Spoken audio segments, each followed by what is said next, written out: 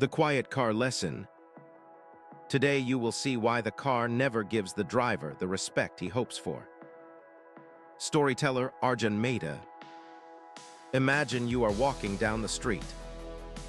You notice a bright red coupe gliding past. The windows are dark. The engine growls like it wants attention. For a second, you picture yourself behind that wheel. You feel the leather. You feel the stairs. Then the light turns green and the car is gone. The driver never even got a glance. I learned this the hard way with my friend Ravi. Ravi sold insurance in a small town outside Pune.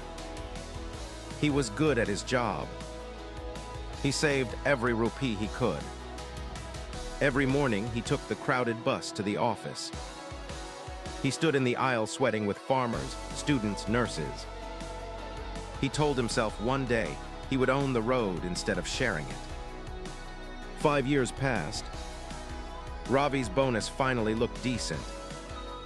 He walked into the shiny dealership on Nagar Road. The salesman greeted him like a long-lost king. There it was. A midnight blue sedan, mirror polish, price tag taller than Ravi's dad's first house. Ravi signed the papers without eating lunch. He posted 3 photos online before driving home.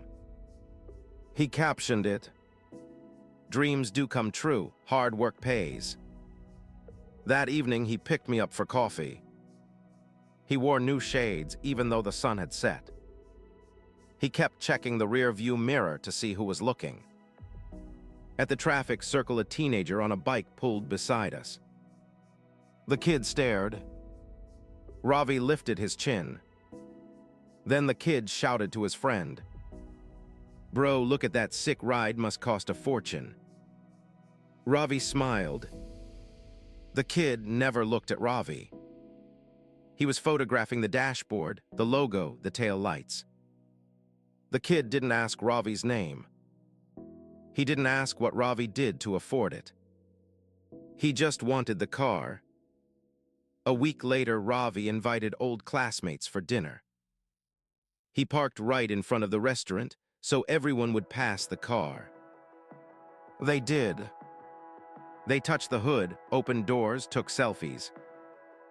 Inside the dining room, the conversation jumped from engines to loans to mileage.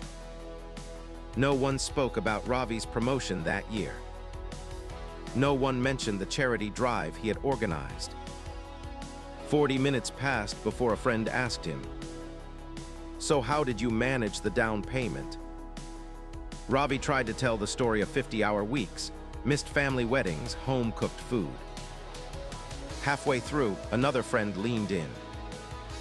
"Dude, I am switching jobs. Which bank gave you the lowest rate?" Again, the focus shifted back to the object, not the man. I saw Ravi deflate like a slow puncture. He later admitted something to me over tea. I thought the car would speak for me. Instead, it speaks instead of me. Months rolled on. Ravi kept paying chunky installments. He polished the car every Sunday. He parked far from other vehicles to avoid scratches. He worried about depreciation more than his own back pain. Yet the thrill lasted seconds at a time. A glance from a stranger, a valet's smile, a thumbs up at a signal. Then it vanished. One night, Ravi's neighbor, Mrs. Desai, knocked. Her husband had lost his job. They needed guidance on health insurance to keep covering their diabetic daughter. Ravi spent 2 hours explaining policies, comparing premiums, calming their panic. At the end, Mrs. Desai held his hand and said, "Thank you for making this disaster feel manageable. May God give you the peace you give others."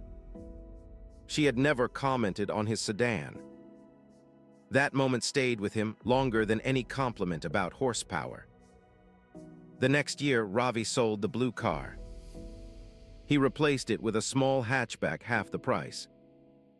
He used the extra money to take his parents on a Kashmir trip they had postponed for decades.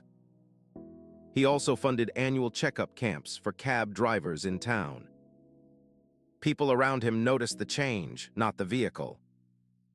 Conversations shifted from interest rates to travel stories, from mileage to memories.